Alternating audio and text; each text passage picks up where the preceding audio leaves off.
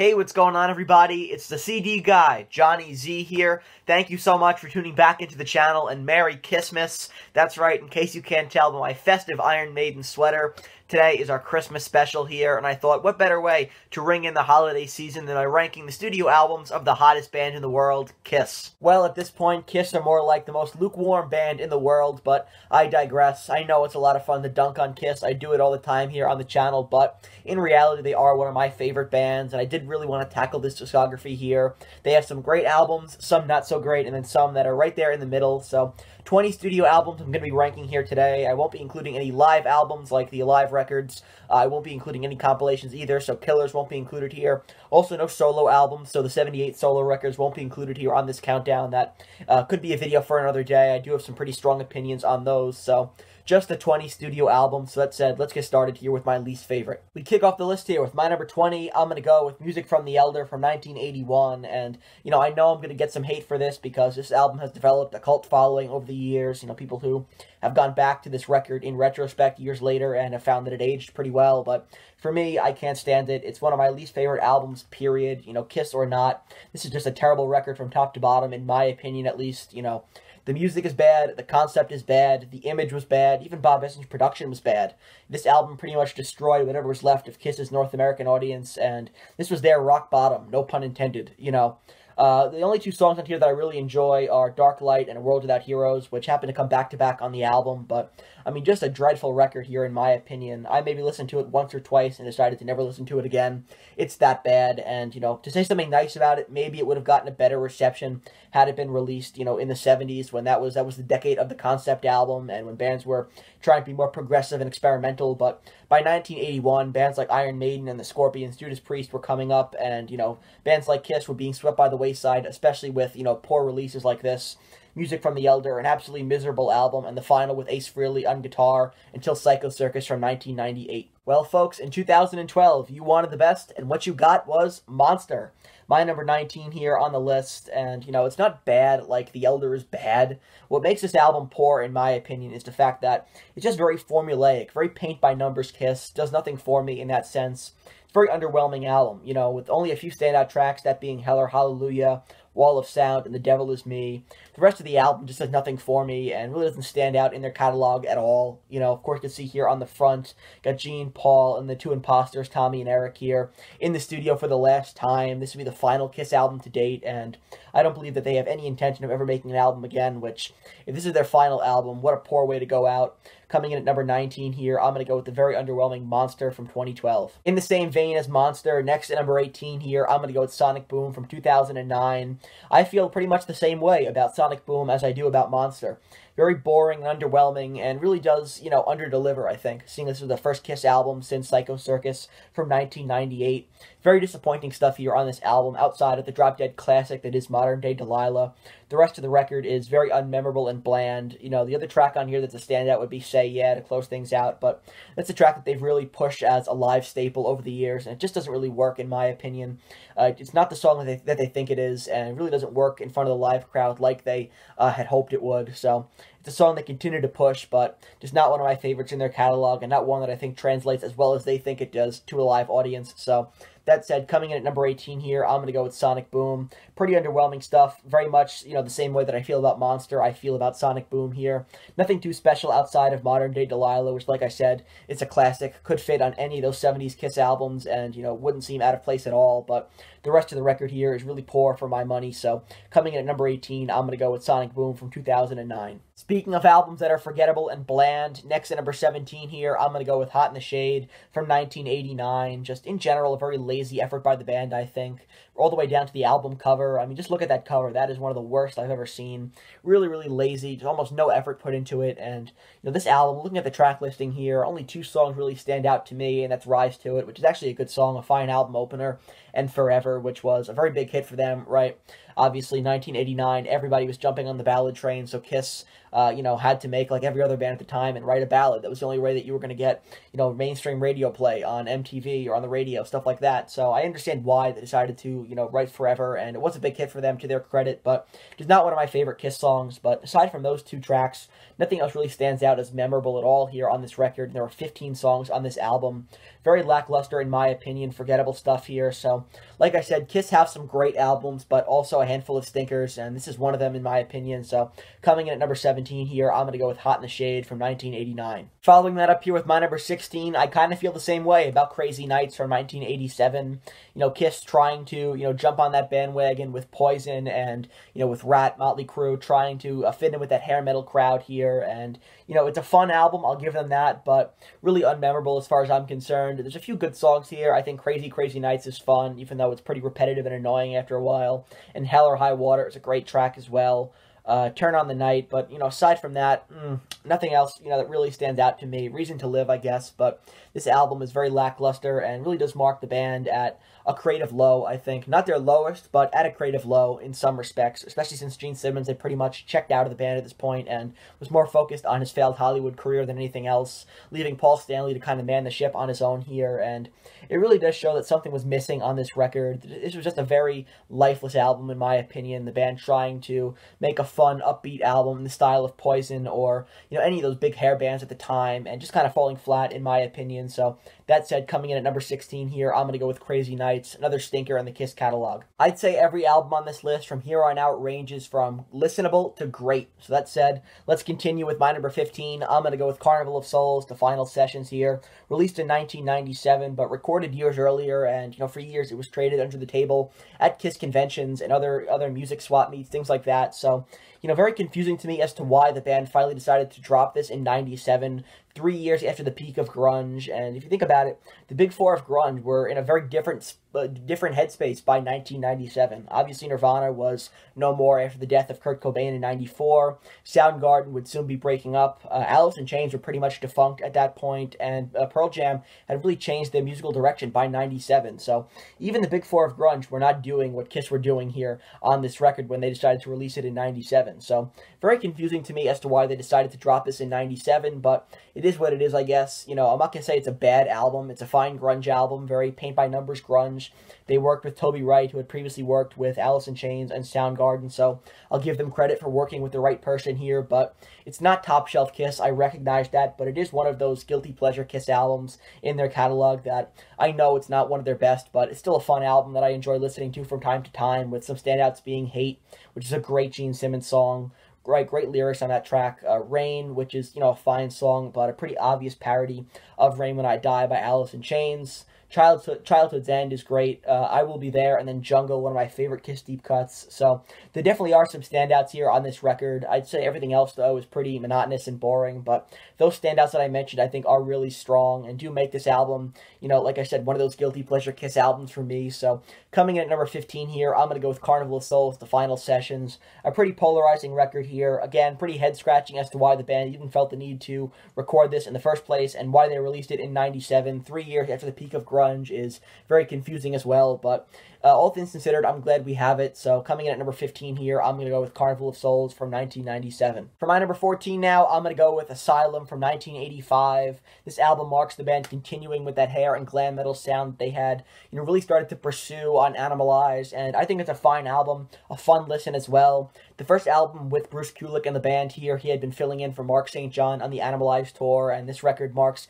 his introduction to the band as a full-time member. He, of course, would remain in the group until the reunion with the original band in 1996, but a fine album here, really, with a lot of enjoyable tracks, in my opinion, like King of the Mountain, Any Way You Slice It, Who Wants to Be Lonely, let's see here, Tears Are Falling is a great track, right, a classic, and Secretly Cruel, I think, is a great deep cut. So, there are some really enjoyable tracks on here. Is it top shelf Kiss? I don't think so. Once again, the band trying to jump on another trend here, that being, the hair and glam metal scene. But they do a good job here on this record, I'd say, and it's a very fun, enjoyable album from top to bottom. So that said, coming in at number 14, I'm going to go with 1985's Asylum. This might be another polarizing entry here, but coming in at number 13, I'm going to go with Revenge from 1992.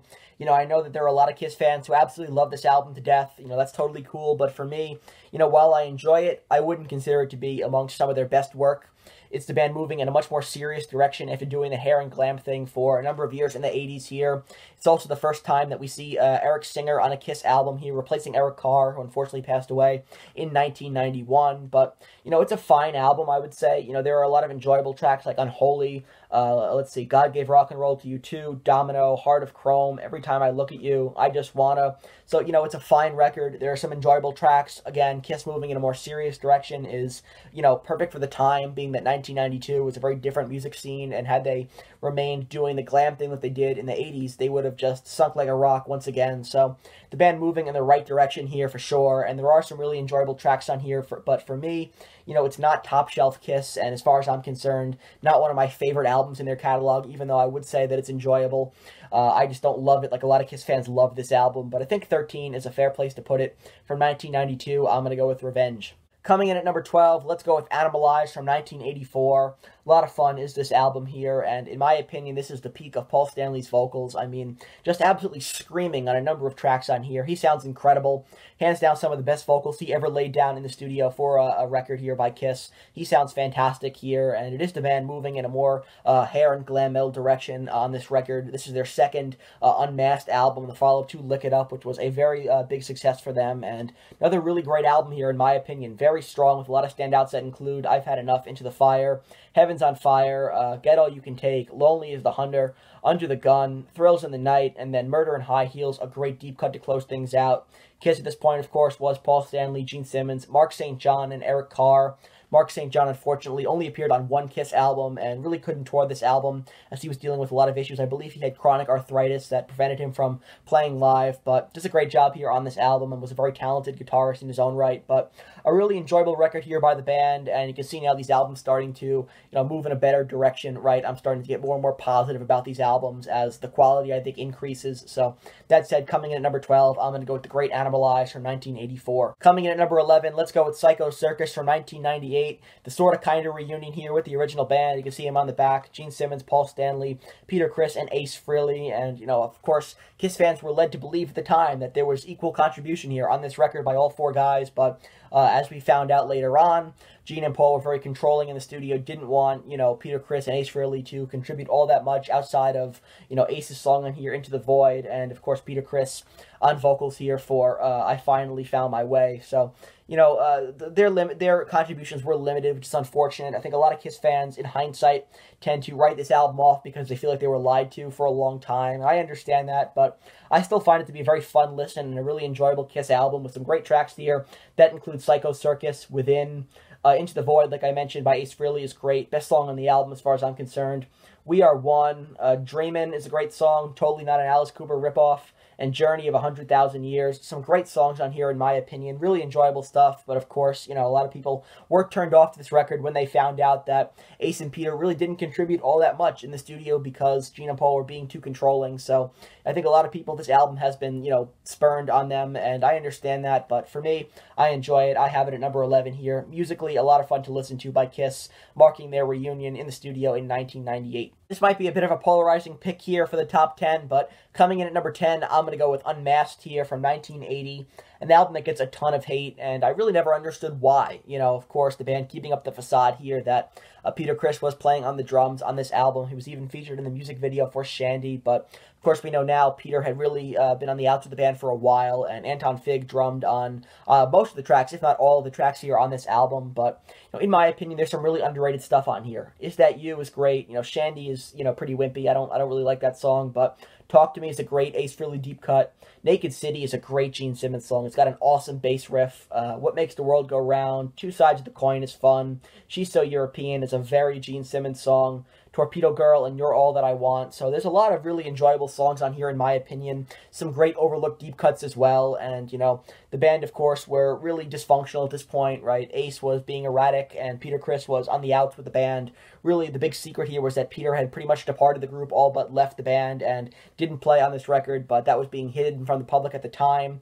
It would soon be revealed, though, that Eric Carr would be coming into the picture in time for their next studio album. But, you know, here, a fine album as far as I'm concerned. Is it on the level of, say, a Destroyer or a Love Gun or even Dynasty, which came out a couple years earlier? I wouldn't say so, but still, in my opinion, a really underrated and underappreciated album from 1980 here by Kiss. Enough for to be in my top 10. So, that said, coming in at number 10, I'm going to go with the very underrated Unmasked. To Kiss's credit, in 1982, they bounced back after the Elder debacle with a classic album, that being Creatures of the Night. This is old school Kiss here. Pretty much everything I look for in a Kiss album, and I feel like had it been released just 5 years earlier, would have been a massive success for them. But now, by 1982, the music scene had totally changed, and Kiss had pretty much, like I said before, obliterated most of their North American audience. So there was not, you know, a big audience for Kiss anymore, especially not in North America for Creatures of the Night. So when it came out, it sort of fell on deaf ears, I think, for a lot of people, which is unfortunate because it's one of their best albums, I think, that they ever released. Of course, Ace Frehley here featured on the cover, although he does not play on the album.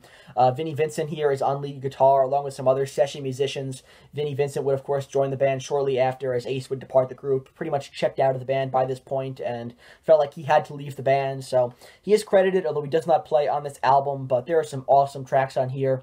Creatures of the Night is a great title track. Saint and Sinner, Rock and Roll Hell, Danger, I Love It Loud, I Still Love You is a great song. Very Scorpions-esque, I think. Killer is a great deep cut, and then you have War Machine, one of the best Gene Simmons songs ever, an epic album closer here, one of my all-time favorite Kiss tracks. So this album really from top to bottom is very, very strong and a very fun listen as well. So Kiss, like I said, bounced back from the Elder with a great record that a lot of people in their North American audience just didn't seem to, you know, bother to buy or listen to. So it's unfortunate, but it's aged really well, and it's one of my favorite Kiss albums in their catalog. Enough for it to crack the top 10. So that said, coming in at number 9 here, I'm going to go with Creatures of the Night from 1982. 1 year later, a lot would change for Kiss as they would unmask for the first time and release Lick It Up. A fantastic career-saving album here by the band. Of course, you can see the group here on the front, that being Paul Stanley, Gene Simmons, Eric Carr, and Vinnie Vincent, who had replaced Ace Frehley in the group.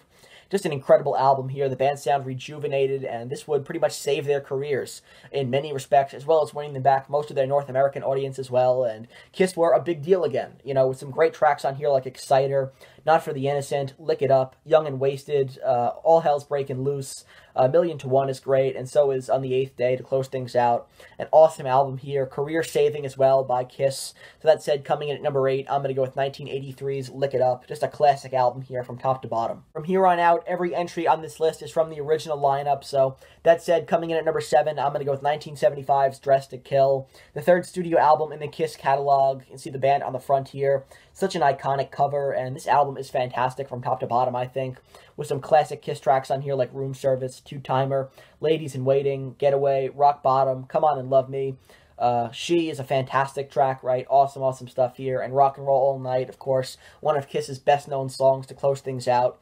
Great, great record, of course. You know, Casablanca's, their financial situation at the time prevented the band from having a real producer, so this album was produced by Neil Bogart and the band themselves, so that might explain why the production on here is not fantastic, but still, it's a very enjoyable album, and some great stuff here by the original group. Of course, Casablanca were really failing at the time, and they would, of course, get better upon the release of Kiss Alive, their first live record, which, you know, I say live, but it really wasn't. It was recorded in the studio, but that was really what saved Casablanca Records. Not this album, but the live album that would follow, but nonetheless, a fantastic album here by the original band on their third studio effort. Very strong stuff on Dressed to Kill. My number 7 here on the list from 1975. At number 6, let's go with Dynasty here from 1979. This was a very vilified album when it came out because, of course, on here you have I Was Made for Lovin' You, the very polarizing single that was a massive hit for the band, but of course, when it came out, fans who were longtime supporters of the band felt alienated because this is the band trying to tap into that disco market here, trying to combine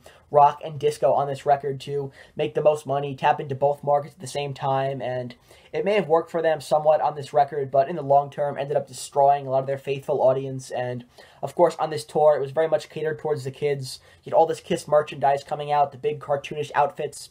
And, you know, their longtime fans felt like, you know, this is not the band that I fell in love with. This is a very different band now.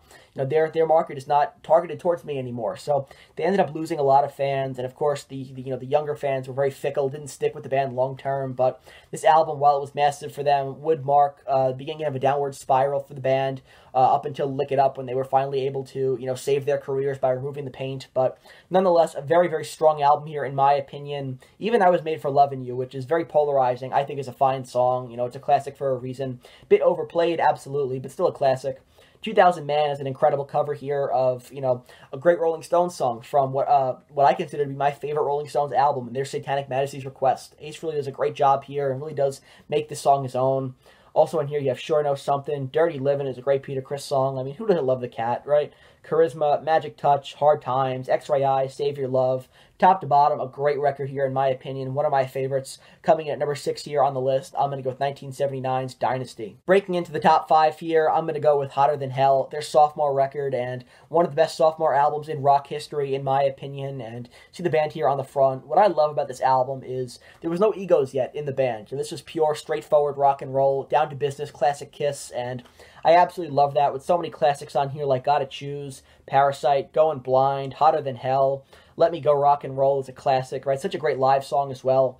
Let's see, Watching You is great, Mainline, Coming Home, and Strange Ways to close things out. Awesome, awesome album here from top to bottom, and maybe I misspoke. Maybe there were some egos in the band, depending on which member of the band's autobiographies you read, but, you know, definitely the band here functioning as a unit, right? The original 4 guys making magic together in the studio on their sophomore release, Hotter Than Hell, my number 5 on the list. Next at number 4, let's go with Rock and Roll Over, the follow-up to the Mighty Destroyer from 1976, and, you know, following up such a massive album like Destroyer, Kiss were one of the biggest bands in the world, and absolutely knock it out of the park here with another great record with so many essential Kiss tracks on here, like I Want You, Take Me, Calling Dr. Love, live staple, classic Gene Simmons track, right? Ladies Room, Baby Driver, great Peter Criss deep cut, Love 'Em and Leave 'Em, Mr. Speed, Hard Luck Woman, again, Peter Criss, fantastic.